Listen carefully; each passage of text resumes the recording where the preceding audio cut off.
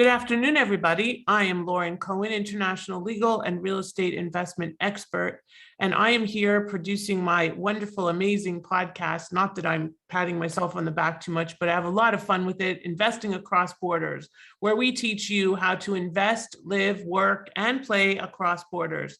We would invite you to subscribe on all of the major podcast channels, and we thank our amazing sponsor.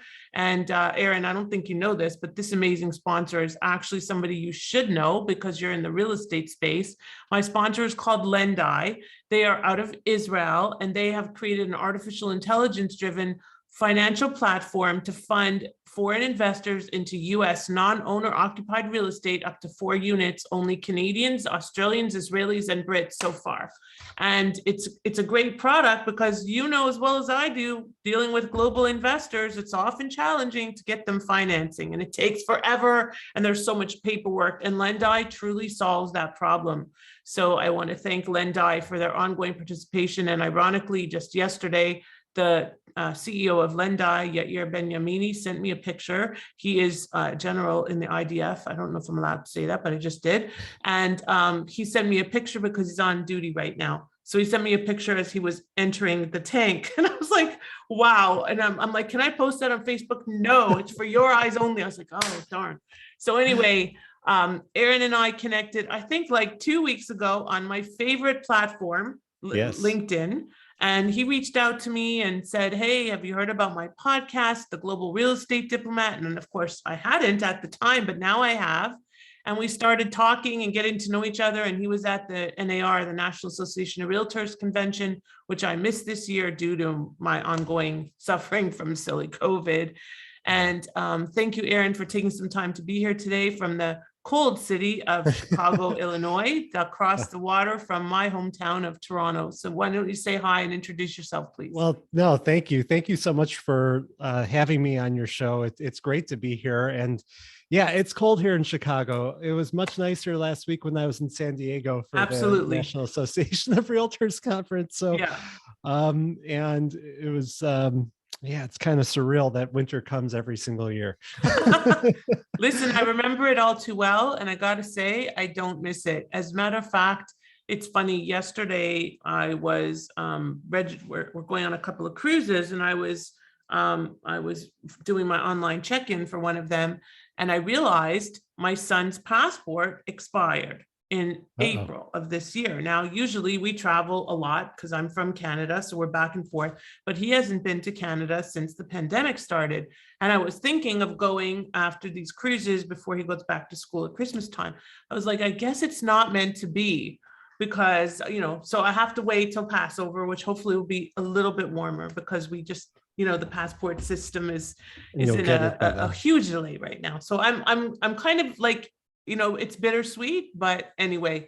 So tell us a little bit about, your real estate practice, your global real estate podcast. What made you come up with that idea? Definitely, sure. I love the concept of being a global real estate diplomat, since that's what I do on a different level. You do. I mean, it's very similar, and I'm happy that we came across each other. Absolutely. But I've been involved in real estate since about 2004. I went to University of Illinois, and I got a degree in urban planning and focused on international development, not international real estate development, but more so like, working for like an aid organization, things like that. But I also like development. I went into the development path, working for a real estate developer in Chicago, and we also did stuff in Arizona, and actually came out to Toronto once to meet with one of the lenders for our project, and saw a lot of the stuff that they were helping to invest in Toronto. So that was really interesting. But then from there, I saw the industry go up and down and switched careers a little bit, and then got a real estate license. So I've been a realtor for 10 years. And I've always had this real passion for global affairs. So I started volunteering for different organizations like the Chicago Council on Global Affairs. I'm a young professional ambassador there.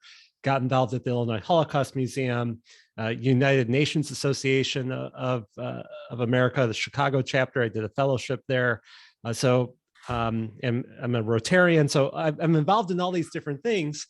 And a couple of years ago, I started a podcast on my local area, Skokie and Evanston, suburbs of Chicago, and started interviewing all these people, but really kept wanting to blend my passion for global affairs. And I got invited by the Chicago Council on Global Affairs to do an interview live of one of their fellows at an event that they had.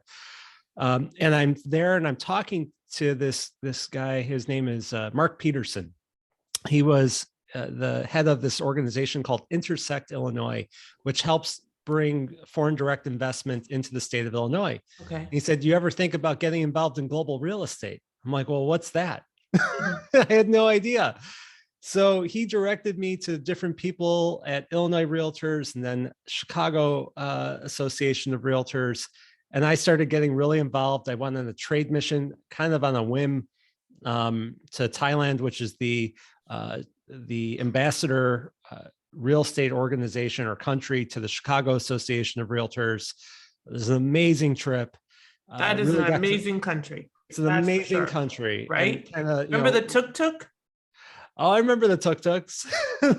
I call them the tuk-tuks, just to give you a frame of reference, are these little, almost like little golf carts that go because there's like the traffic in Bangkok is like out of control, kind of like Sao Paulo or Toronto or Chicago, but worse. And there's even elephants walking down the streets, which was like mind blowing. But anyway, these little tuk-tuks, they putt in and out, them and the mopeds, right? That's the only way to get around. Oh, it's the only way to get around, or taking the train. Yeah. Or I got to go on a tour bus, so that was helpful too. Exactly. As long as you don't have to drive. I mean, we drove. That was definitely not fun. No, I love this show.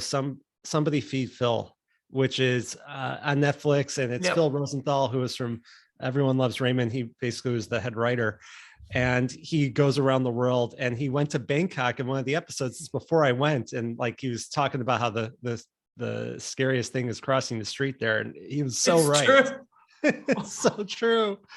So I came back and was very involved, and I am now the chairman of the Global Real Estate Council for the Chicago Association of Realtors. And naturally, that kind of blended to the work that I was doing with podcasting.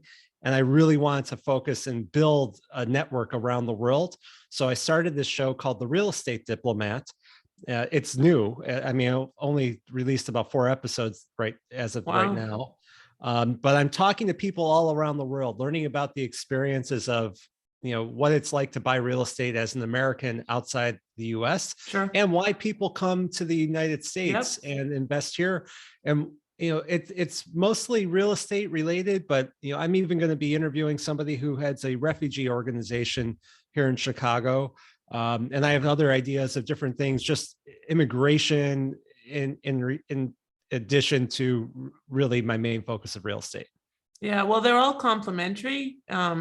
As you know, well, I mean, I'm an immigration lawyer, but my specialty is how to immigrate through real estate. And that only all came about in the past year because I have had my real estate license, and you don't know this, for 14 years, but I did nothing, literally nothing with it until I joined EXP. And then I was asked to be the chair of the International Investment Committee with EXP Commercial. And basically, it's just been skyrocketing since then. And, I'm the go-to. People ask me, they think I work for EXP because I'm a lawyer, but, they ask me legal questions about their transactions and stuff. But it's a lot of fun because I am definitely global. I'm globally oriented, globally minded, and the company's in 18 countries. So it makes a huge difference because my footprint is that much larger. And certainly being global is the name of the game. Now, immigration and real estate are so closely aligned because a lot of people choose to invest in other countries. And I have some clients that are investing in like 4 or 5 countries at the same time. So creating that cross-border strategy for them, that international strategy, is critical. And being that globally minded realtor, most people think of real estate as local, right? That's why you said, I didn't even know what it was, right? Yeah. I didn't. Like real estate is let's go buy the house down the street, or let's take the buyers out there, or let's get the listing. And it's not.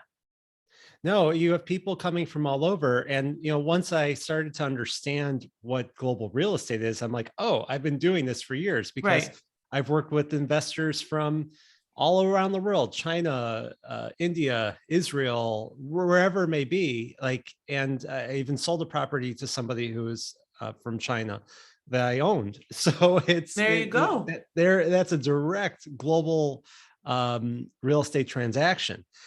But yeah, I think it's so important. I mean, even yesterday, it was announced that App Properties, which is a very large brokerage in the Chicagoland area, bought Christie's real estate. So now I saw that. they're Yeah. completely going global. Yeah. And then that here was a small brokerage that started basically providing developer services, and then they have just exploded with what they're doing. So yeah, real estate is local and global.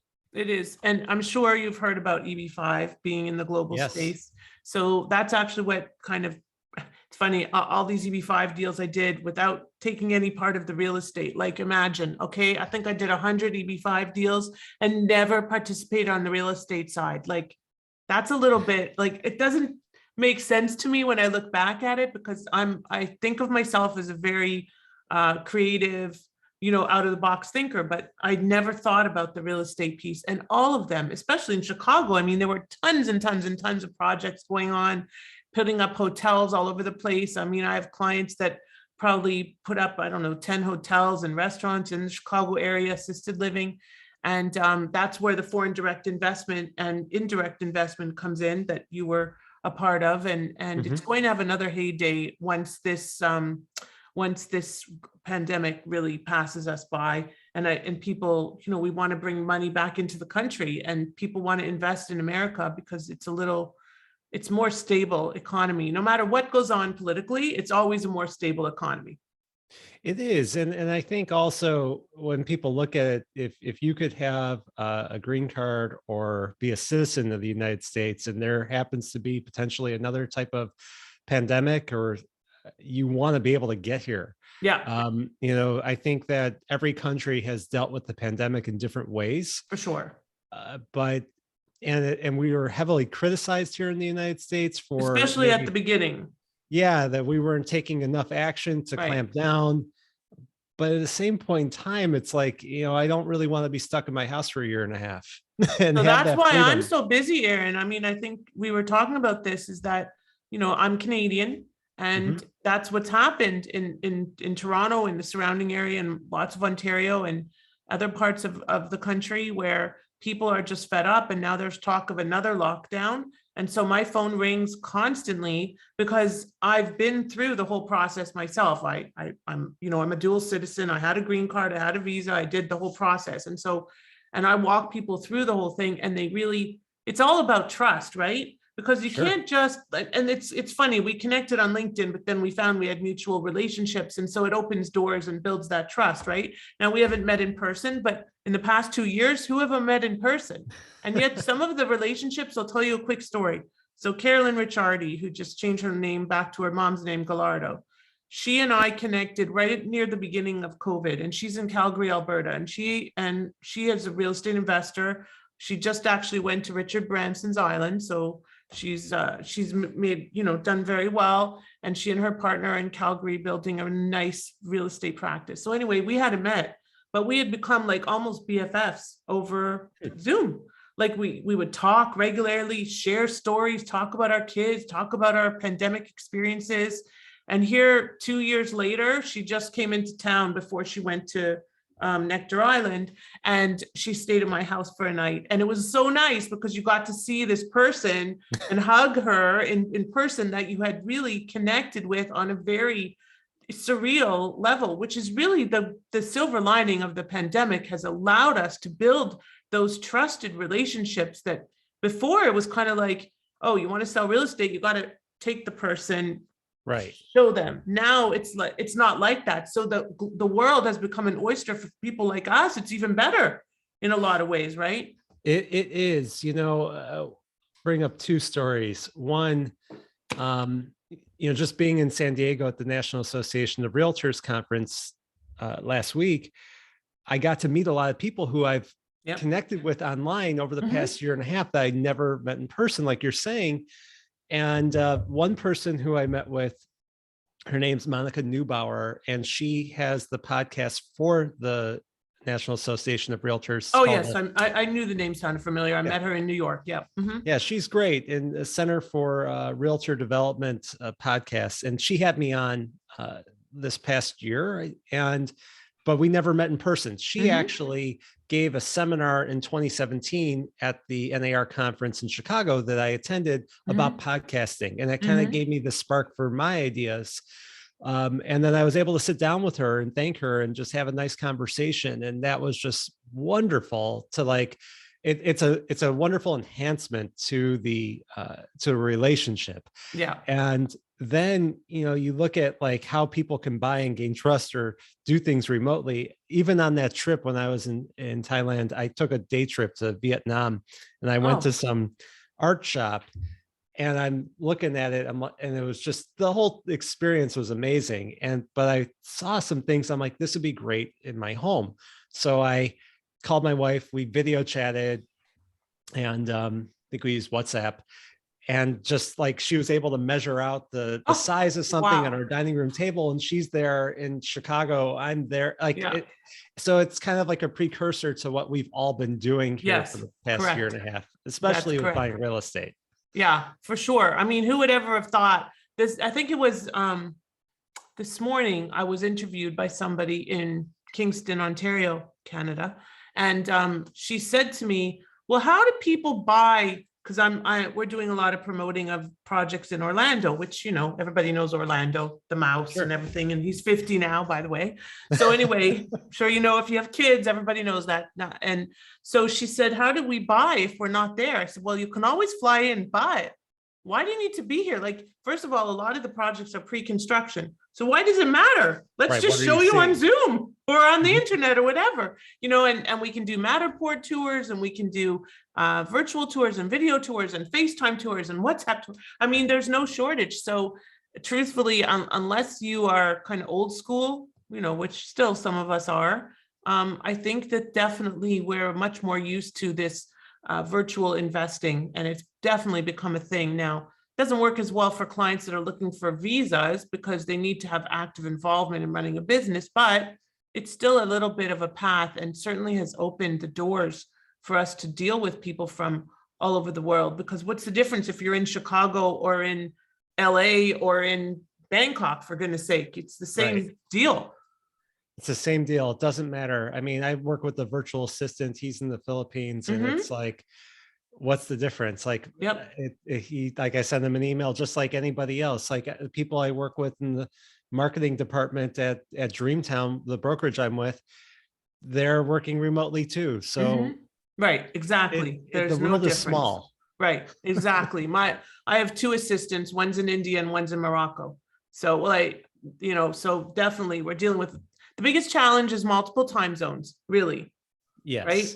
Because trying to remember, and then sometimes some of them have the daylight savings and some of them don't. So now I'm 10.5 hours instead of 9.5 hours. And those things are probably the most challenging, but I'm used to it because I up until last year, but this year, God willing, I'll be back. I summer in Israel. So I'm used to being 7 hours ahead of or 10 if I'm dealing with the West Coast, or 8 if I'm dealing with Central Time like you. So, so tell me a little bit about your podcast and the kind of clients that you serve.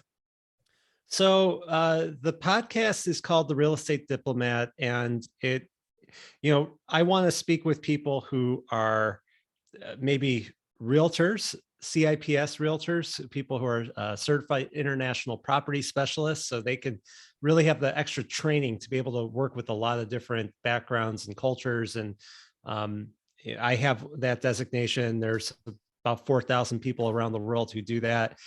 Developers, diplomats. I'm going to be speaking with somebody at a U.S. embassy, and I want to talk to more people in that space. People in Chicago to talk about things that why people want to invest here, and I'll expand more outside the rest of the country as well. But I really want to bring, it's really meant for people who have an interest in global affairs, who have an interest in global living. Maybe they have aspirations to own property outside the US, or maybe they think about moving to the US or investing in the US. So it's really meant for that type of audience. And in many ways, it's a lot of the people that I interact with through some of the organizations that I volunteer with.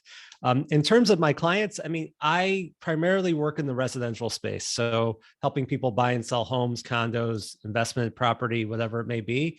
I'm really happy to work with anybody here directly in Chicago. And then just I have that network of people that I know from outside the world to be able to refer people to make sure that they are being well taken care of. Right. Well, that's important, being well taken care of, looking after them, covering their process, ensuring that they don't slip up in making these investments, because it's easy to do that. There's so many Absolutely. legal and tax ramifications, which, you know, obviously is kind of my wheelhouse. But at the end of the day, having somebody with that global mindset is really important. And I don't know if you know this, but I created a mastermind to help people build their international pipeline, realtors, specifically realtors and real estate professionals. I don't even think I shared that with you. We No, just I didn't ran know that. we ran our webinar yesterday, and it's really well attended because a lot of people are confused about, well, how do I work with foreign national, and how do I attract a foreign national, and how do I deal with a foreign national, and how do I set up that company, and what company should be set up? And there's a lot of questions and a lot of uncertainty. And the reality is it's no different. It's just a matter of making sure that they have the right representation. At the end of the day, that's what we need to do with our domestic clients too, right? Right.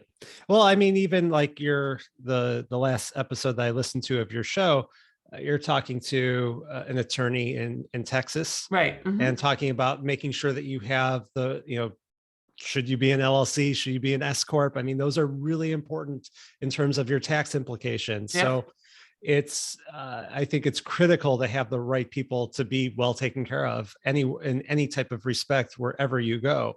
And I think as a professional in the real estate space, you owe it to your clients and to yourself to have that network and to build it and continue to grow in that space. Yeah. In Florida, I don't know about Illinois, but in Florida, a lot of realtors, it's not erring on the side of practicing law, because it's just part of the practice of real estate here. But the breadth of obligation and responsibility given to realtors in Florida is completely different than in Ontario, where I'm from. In Ontario, they practice real estate and the lawyers do the real estate law. Here, right, there is really not a line, and it's not a line in the sand, and it's much more blurry in terms of where your real estate practice ends and a law practice starts. And I find that very complicated. How is it in Illinois?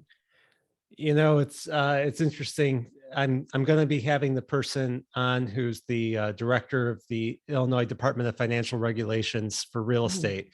Wow. And we met yesterday. We were talking, and that episode will probably take place or air in the beginning of the new year.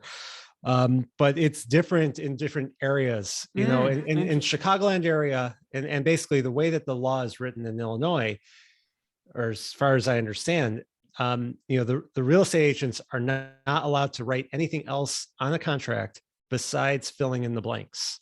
So it's really up to the attorneys to practice the law. Good. And I completely try to keep it separate. Now I'm involved when there's an attorney review call, that's inspections, different. That's different. And I'll provide my feedback. But yeah, in Illinois, it's the attorneys. And what's interesting too, is when you have people coming who aren't from the Chicagoland area, and they're coming to buy real estate here, it's kind of like you have to educate them about how the process works here, because they may be used to Florida, where the real estate agent takes care of everything, or the title agent does. So it's different here for sure. Yeah. It's amazing to see those differences and to adapt to them and get used to them. And it's like, sometimes, I mean, my partner is practicing real estate. You know, I've never listed a property my entire career. I'm a referral agent every single day, and I will be that for forever. I love giving referrals. I'll be happy to bring referrals your way, Aaron. And thank you. Especially international investors into Chicago. But the reality is that I see some of what he does, and I'm like, it blows me away, because if that where I grew up in Ontario, which is my mom was a realtor for 25 years, it just would never have happened. And here it's just mainstay. So just that alone is a big distinction. And then we have so much international investment, and we have so many international people here, especially because Miami is right near South America, and everybody is coming here and so on. So we're dealing with a lot of that, a lot of language issues. And on top of that, you've got this breaching or broaching on the practice of law. So it's a lot of responsibility for realtors, for sure. It could get messy. It can get very, very messy. So Aaron, how do people reach you and find your podcast, please?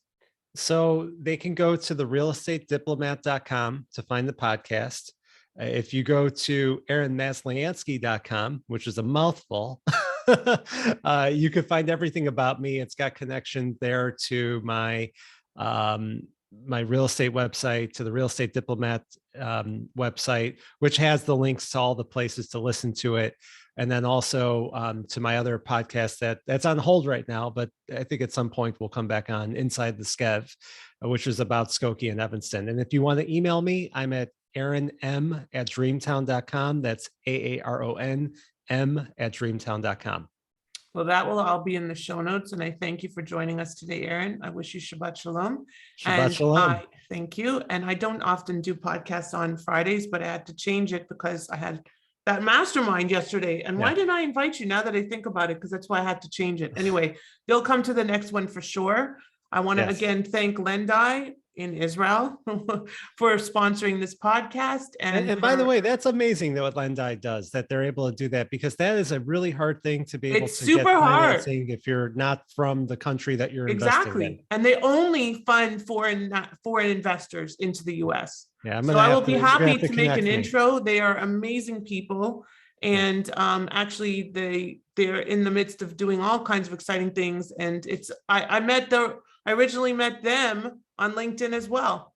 So when somebody asks me, what's your favorite platform? It's always going to be LinkedIn. I like Facebook and whatever it's called now, Meta and whatever. But LinkedIn is for business, okay? So I'm Lauren Cohen signing off from Investing Across Borders, where we teach you how to invest, live, work, and play across borders. International legal and real estate investment expert. Thank you again for joining us today. Please subscribe to our podcast, and we look forward to connecting with all of you. Thank you so much. Take care, Aaron. Thank you. Thank you.